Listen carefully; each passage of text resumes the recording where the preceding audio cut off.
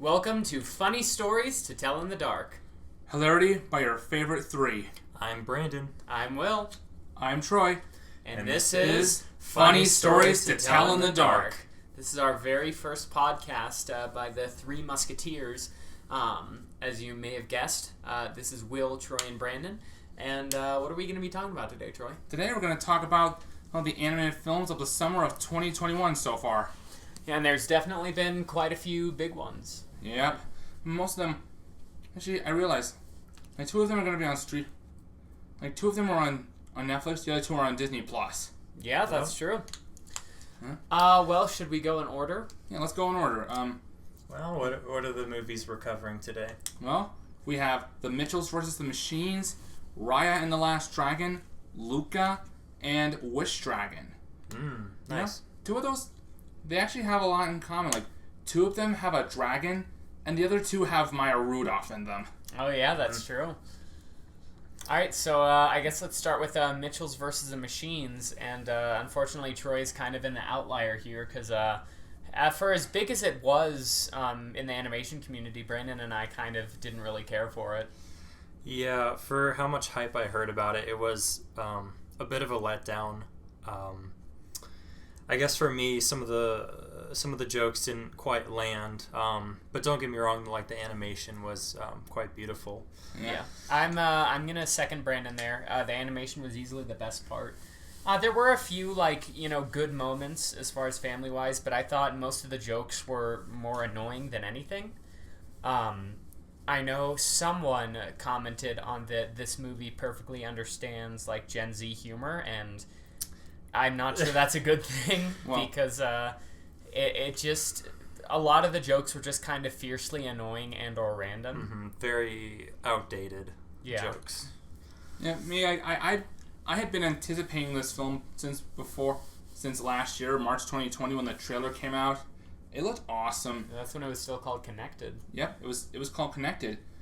But then, and eventually Netflix got the rights to the film, and they renamed it to its original title, The Mitchells vs. the Machines, because Netflix and the creator, Mike Rianda, the director, they didn't like the title Connected, and I think Mitchell's, it's more descriptive, and though Connected, it's not just about connecting with your technology, it's about connecting with your family.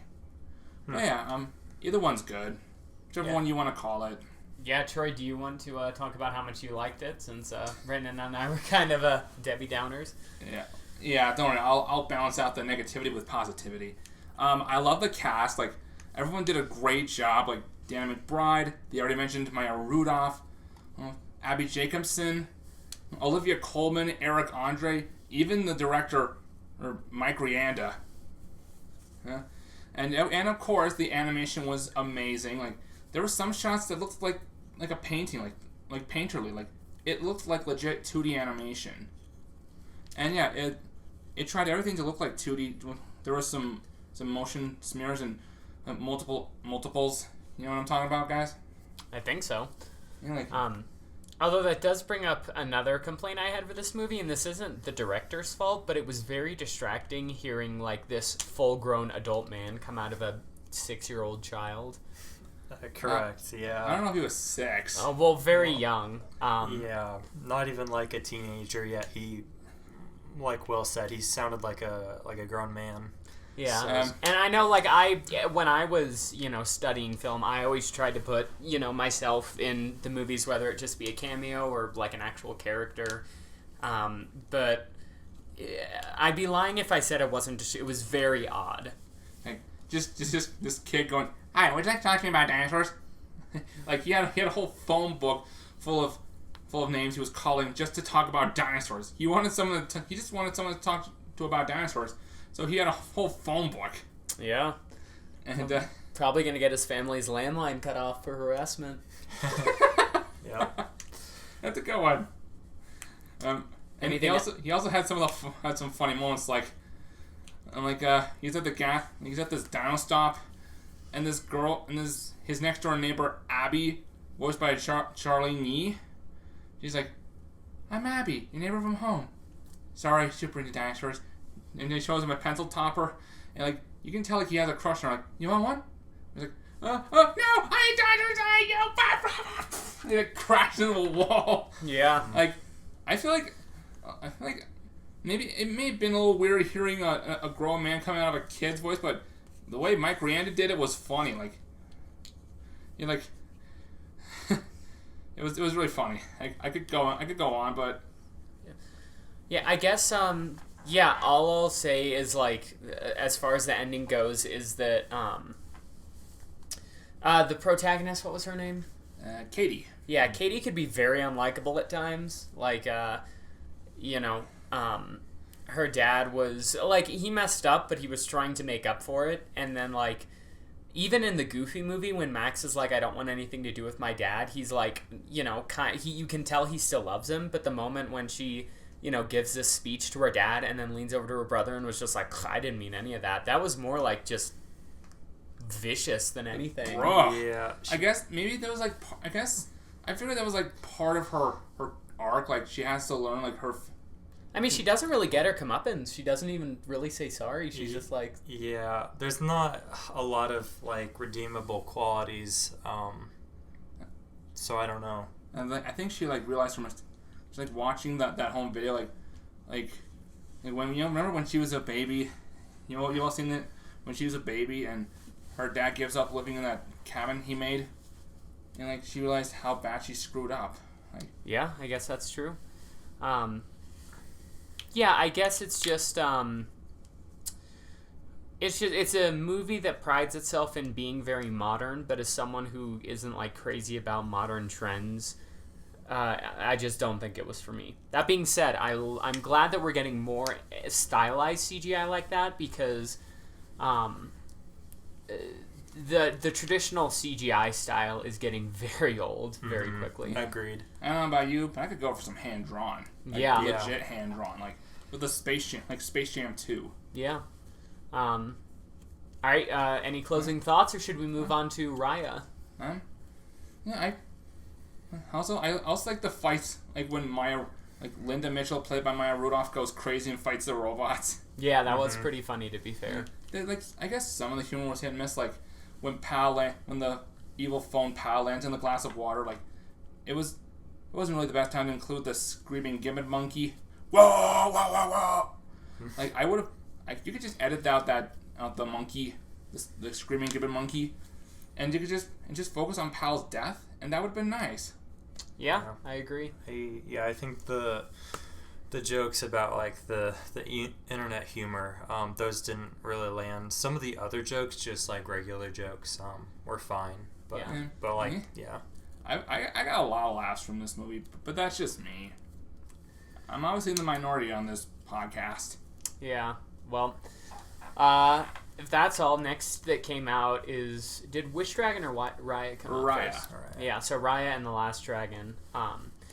And I think all of us thought it was perfectly adequate, but I don't know if anyone... Did you love it, Troy? It was good. It was really good. Okay. Yeah, so then I think Troy's in the minority again. I mean, I thought... Once again. Here's what I'll say. I thought the voice performances were good. Animation, I mean, it's always hard to complain about that, even though I do wish it was a little more stylized. Yeah. Like there's a scene in the movie where it's like almost hand drawn. It looks hand drawn, but it's CG. It introduces the areas like heart, fang, talon, tail. Yeah. I wish the movie was animated fully like that. Oh yeah, let me try again. Fang, talon, heart, tail, spine. Yeah. Like maybe like movies. Maybe with Mitchell's vs. Machines, that'll be an influence to have more stylized CGI. Yeah, I hope so. Yeah. I also thought the few like pure battle scenes were good, but I think it's ultimately a bit forgettable. I think it's like a cool story, but there's just something about it that was missing, and I can't put my finger on what. Well, honestly, they needed more fight scenes. It seems like there was maybe like 2 or 3 throughout the whole movie. Yeah, I do agree on that. And there were some chases too. Yeah, I guess. Yeah, and it's hard because like this is a very epic story, and there's really no concrete villain. Like, if there was a mountain to climb, it would be a lot more interesting, but it's just kind of like... I mean, there's Raya's rival, who initially... Namari. Yeah, Namari. They started out as friends, then she stabbed Raya in the back. Yeah, and she's... I don't think I can even call her a villain, because the movie obviously wants you to feel sorry for her, but she wasn't my favorite part of the movie. It was a little disappointing, because I think the main message they were trying to go for was... It was about like, trust. Well, that, and also, like, forgive and forget, which I think can be kind of like a poisonous message, because maybe you can forgive people, but you know, some people are always going to drop the ball, which Raya's rival did until like the very last moment when you know, basically everything was coming to an end. Yeah. Also, I just want to bring this up. Like, I'm going to school for digital. I'm going to the Digital Animation Center at CU Denver, and we got on a Zoom meeting this one time where we got to meet the directors of Raya and the Last Dragon. Yeah, what were they like? Were they nice? They were really nice. Like, they answered questions, and they showed some videos of like how they made the movie and how they recorded from in quarantine. Like, the voice actors recorded their lines in quarantine during the pandemic. Like, Awkwafina got a tent. Oh, cool. And the kid who plays Boone, his name is Boone. The kid who plays Boone recorded in his closet. Yeah, and I'm a voice actor myself, and so like that's why I record in my closet. Yep. Great So place to record. Yeah, it works. And it also works better with mattresses. Yeah, that is true. But what did you love about this movie, Troy? Because I was under the impression that you only thought it was just good, not great. I thought there was some. I like the message of trust, and like they do the symbol, like they do this thing with their hands.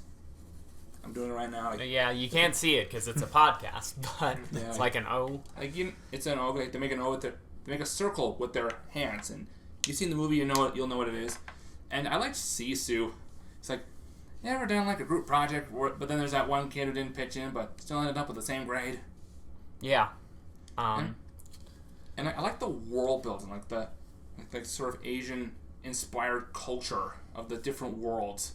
Yeah, I agree. The world building was really good. I guess maybe my big I feel like they didn't go far enough with it. It all felt like they kind of touched on different things to build this world, but then unless they make a sequel, now it's gone. Or a TV series, because like those scenes in the credits, like there could be like a TV. I'm thinking there could be a TV show.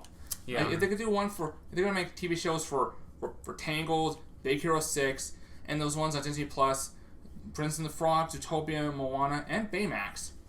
Yeah. Maybe they can do one there. Yeah, they could.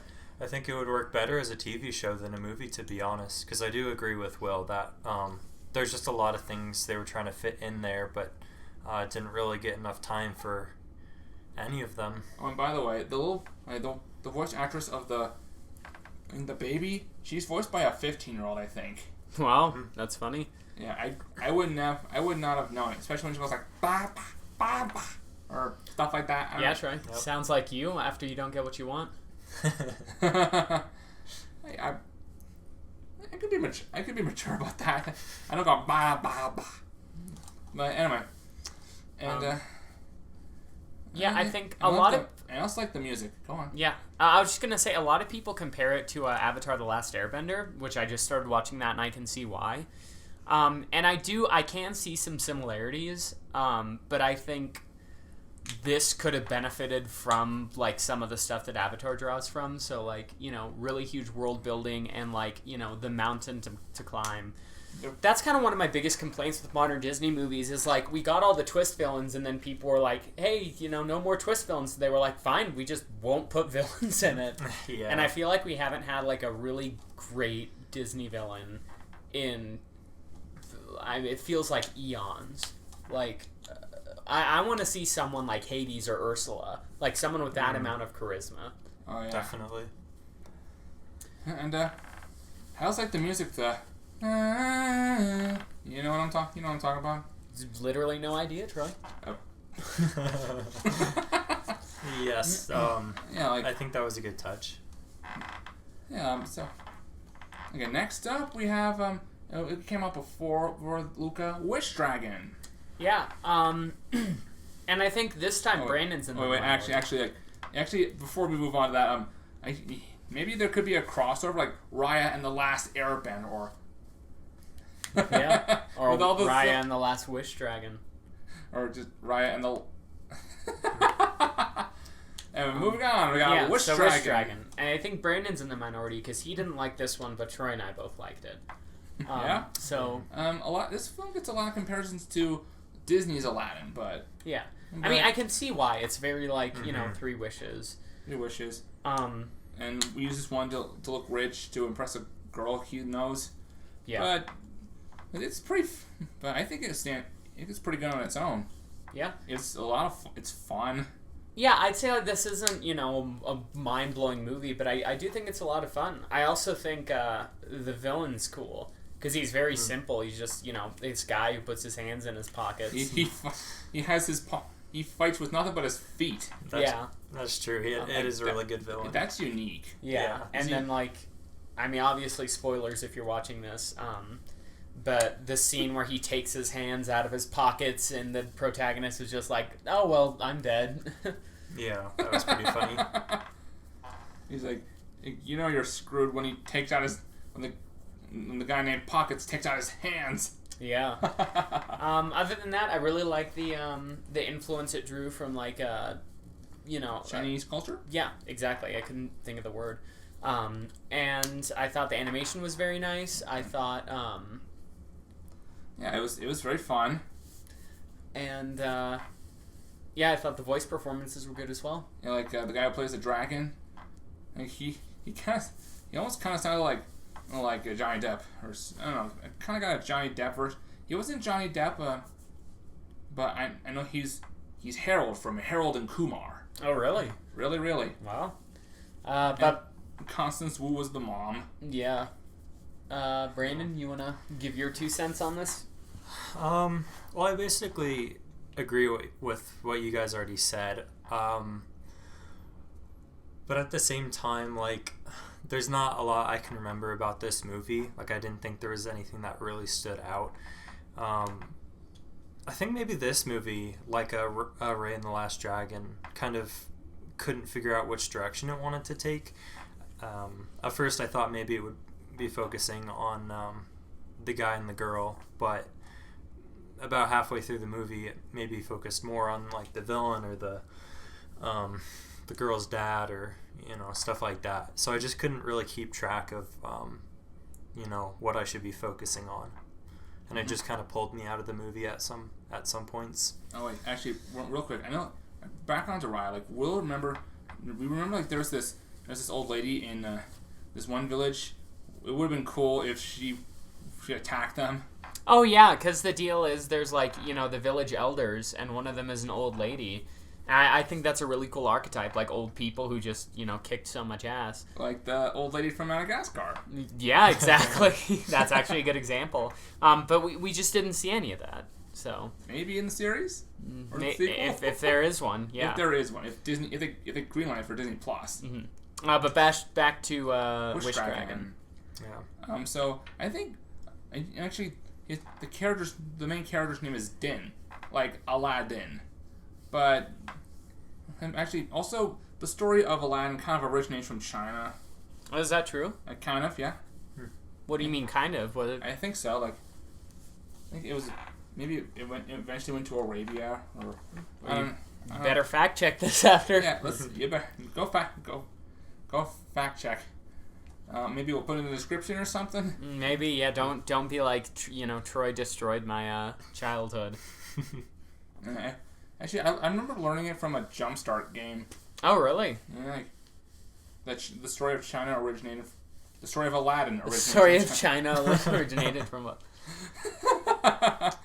Also, Wish Dragon. I kind of like there are some funny moments in it, like when they're kids, they buy a chick and raise into a chicken, and then eat it. It's funny the way it's shown. They're more. They bury the chicken in bury the chicken some feathers in a grave, and as they're crying, they eat the chicken. Like, we were like, oh wow, oh my gosh. Yeah, it was. Yeah, there's definitely some good parts like that. Mm-hmm. Yeah. And when the dragon, I was like, he's disguised as a chauffeur, or like he's in a human form, but he needs water to keep his form. And he heads to the bathroom, and he drinks out of the urinal. He drinks out of the toilet. And he doesn't realize it's a toilet until a guy walks in and pees in it. Yeah. Also at the end fight, when he like the guy in the pockets, he wishes for the Midas touch. Basically, everything he touches will turn to gold. But then they're in the air on the dragon, and Din kicks Pocket's hands into his chest, and he turns to gold, and they fall off. And then he like shatters. Yeah. It's a really brutal death, honestly. It's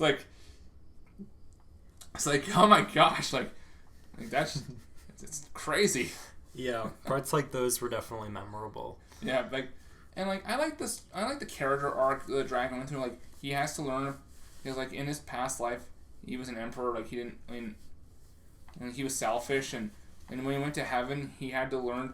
He learned to value others, and so he was turned into a wish dragon to serve 10 masters. Good thing he didn't serve Ken Masters, right? You He know who did that serve is? 10 No, Ken Masters. You know who that is? masters. Take a guess. Who's named Ken? Oh, Troy's thinking about this quite a bit. 10 masters. Kendall? No, Troy. From Street Fighter, Ken Oh. Masters. Ken Master. I haven't played that. I mostly played Mortal Kombat and Injustice. Super good games, by the way. Yeah, even if, the roster isn't always... But that's a different story. Oh, and Super Smash Bros. Can't leave that one out. Oh, yeah. We're not going to play Nickelodeon Brawl, right? Yeah, here's Rise Up Hugh Nation for Hugh Neutron in that game. Yeah. This game's going to be hunky-dory. Deep. Did you want to say anything else about it, Brandon? I know we kind of interrupted you. I guess just in conclusion, I'd put it on the same level as Mitchell's and the Machines. Maybe for different reasons. I think the humor in Wish Dragon was a lot better, but the story maybe falls apart. Whereas the Mitchells and the Machines has a better story, but lacks the humor. So Yeah. Oh, yeah. So, funny enough, both Wish Dragon and Mitchells were made by Sony and distributed on Netflix. Yeah. And then finally, Luca. Yeah. Which I think Brandon and I definitely like the most, right? yeah, that one was really good. Yeah, I was looking forward to that one too. I like the idea, like two friends spending the summer together, like in Italian culture, like that was intriguing. Yeah. I think Luca's a very simple story, but it works that way. Oh yeah, like I was surprised by the movie's simplicity. Yeah. It was really good. It's also like it's relatively stylized to like the other Disney Pixar films because they've got that like kind of cartoonish face. Yeah. Apparently, I heard like it took influence from Aardman, and you can see it like the mouths, Yeah. the teeth, Yep. and okay, let's address the elephant in the room, Will. Oh, okay. So Brandon and I were initially like so turned off by this movie because who's Luca's friend? Alfredo? Alberto. Alberto. I apologize to all Italians out there. Luca and Alberto, their feet are gigantic. Yeah. Like someone on that movie was just like, make the feet bigger, and then they were just like, this big, make them bigger. Yeah. Like they're like in middle school at the most, and they've got like size 20 feet. They've got bigger feet than LeBron James. Yeah, their feet are like bigger than their heads. Like, well, maybe not that big. Like They're pretty big. maybe that's influence from Aardman too. Like they had big feet. Like I've seen like bits from Early Man. Like their feet were big. Yeah, I mean, Yeah, but they're like Neanderthals, and these are just some kid. yeah. It's right, and it's only like the kids that we really noticed it on. That's true. Yeah. 'Cause I don't think any of the adults had those like freakishly large feet. I think Lorenzo's dad had big feet. Luca's dad, Lorenzo, played by Yeah. Jim Gaffigan. And also his mom was voiced by Maya Rudolph. Yeah. It's like I said before, These two movies have dragons. The other two have Maya Rudolph. Yeah. Yeah, I thought it was really good. It's a simple story, but it's fun. I guess my one complaint is that Ercole didn't get publicly executed at the end. He was just humiliated. Yeah. They throw him in the fountain and throw his wool sweater in. Yeah. He's like, no, Piccolito. I will say... I apologize to Italians, too. I will say the one complaint I have about this movie is, like, the town is very afraid of sea monsters, but they don't really explain why. They just They just kind of, you know, Luca goes up to the surface and he gets shown around and everyone hates sea monsters. It would be interesting if there was an actual backstory to that. Maybe. But I think maybe, like, and at the end where they're revealed, like, they've, like, the people know them, some of the people know them, they've known them enough to know that they're not monsters and they just accept them. Like, maybe the big focus of the film wasn't on the prejudice toward the sea monsters. It was just about the friendship between Luca and Alberto. Yeah. I guess that's why. And, like, I had a lot of laughs. Yeah. The food also looked like that is some top tier fictional food. Yeah. Like the gelato. Oh my gosh. Like, I have a story. Like, the day I first saw this movie, me and Will, when in the film they first tried gelato, and that day we went out and we were walking around. There's this gelato place with dairy-free gelato and gluten-free cones. Yeah, so Troy went ham on it. He jumped over the counter. He started eating from the carton. Yep, I was like, this is the best movie. Master Moore! Yeah, but I think there's not really much to say about this movie. And the pasta, like that was some good pasta too. Yeah, you really love the food. Yep. I just love the culture. Like the backgrounds were really good. Like, and the use of color, and like one of my favorite bits was like when he's a sea monster underwater, Luca herds their goatfish, and they're basic fish, but they just go meh, meh. Yeah, it's a funny little moment. It's simple. It's a simple joke. It's simple, but it gets such a laugh. And they're building a Vespa out of the stuff Alberto has, and Luca he wants to go. He wants to build the Vespa with him, but he's like, no, I gotta go. It's like 1 hour later, just a black screen. 1 hour later, it's white. Like it's kind of like the Iron Giant. How so? Like Brandon's favorite movie, like when the beatnik goes in, like Dan is his name? Dan. Yep, Dan. He goes in, like he first meets the Giants, like he just walks into his shed, like his shack. And it cuts to black. 30 minutes later. Oh yeah, yeah. I guess so. Like it's so simple, but it gets such a laugh. Yeah. Where's the giant, Mansley? By the second of that movie, I love the part where Ken or Mansley, he's trying to put the phone away, but he keeps dropping. He's like, yeah, all the Mansley parts are pretty good. Yeah. But for Luca. Yeah, for Luca. Yeah, I think I see where Will was going with his statement that there's not necessarily anything about this movie that like pops out. This story has been done before with like The Little Mermaid, and I even thought it was a little bit like The Curse of the Were-Rabbit. Curse of the Were-Rabbit. Again, influence from Aardman. God, that movie terrified me. It was pretty scary, but I saw a lot of similar elements. I remember seeing it in the theater. I remember seeing that movie in the theater with the Madagascar penguins in a Christmas caper. Oh yeah. But yeah, it's a simple movie. There's not much to talk about. It's just it's a fun little hour and a half movie. I think one part that really got me rolling and me raffling. Raffle, R-O. Yeah, I think they know what raffle means. Kind of like roll on the floor laugh. Like when Luca comes home from hanging out with Alberto, his mom's like, Luca, where have you been? He thinks to himself, don't say surface, don't say surface, don't say surface.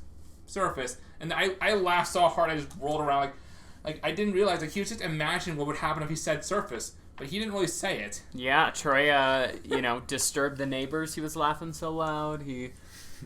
Police got called on him because they thought he was a crazy person. Oh yeah, it was a huge mess. Oh.